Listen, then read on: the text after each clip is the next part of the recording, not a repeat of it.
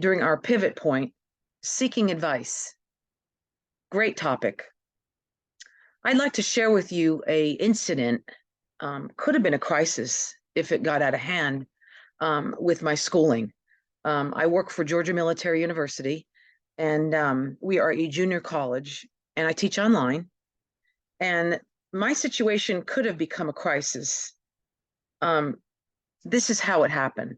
I tried numerous times to contact the student by email and voicemail. Per the requirements, I contacted my advisor, my chair, and my senior director of the division and copied everyone on my email. I explained the situation that the students stopped submitting assignments after week 3.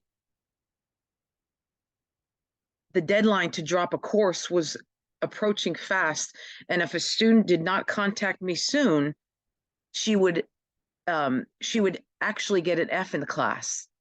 If you do contact the instructor and ask to drop the class before the drop date, you can get a W and you could repeat the course with no problem. The problem was that if the student did not contact me soon, I would be forced to give her an F.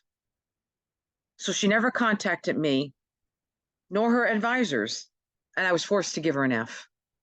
Shortly after the semester was over, maybe 2 or 3 weeks, I got an email from the registrar's office. They said the student was complaining about the F. Finally, we heard from the student.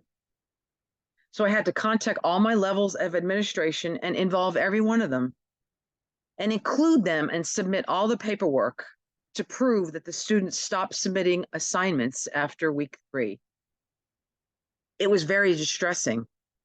I was very surprised that I got the email from the registrar's office. Instead of seeking advice from you all, I did research and I read this week's assignments. From this week's assignments, I realized emotionally I was distressed.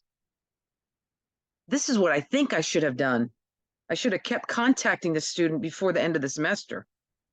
But as a professor, we are required to force the student to take responsibility for their actions at the university.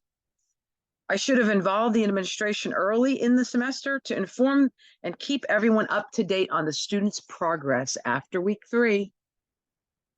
As I said earlier, this was a very emotional situation for me because at my university, professors are held accountable for all student situations, whether they're positive or negative. Overall, the crisis ended not well for the student and not well for me. I felt bad giving the F. From our reading, I read specifically the article by Marcia Reynolds, Outsmart Your Brain. As adults, as we grow, you don't heed what your gut tells you to do. I felt that a lot. You are careful not to let your heart rule your mind. You strive to keep a stiff upper lip because displaying emotions makes you look weak.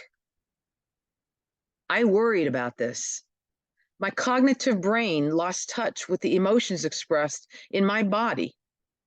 Except in this situation, I panicked, but I wasn't being recorded.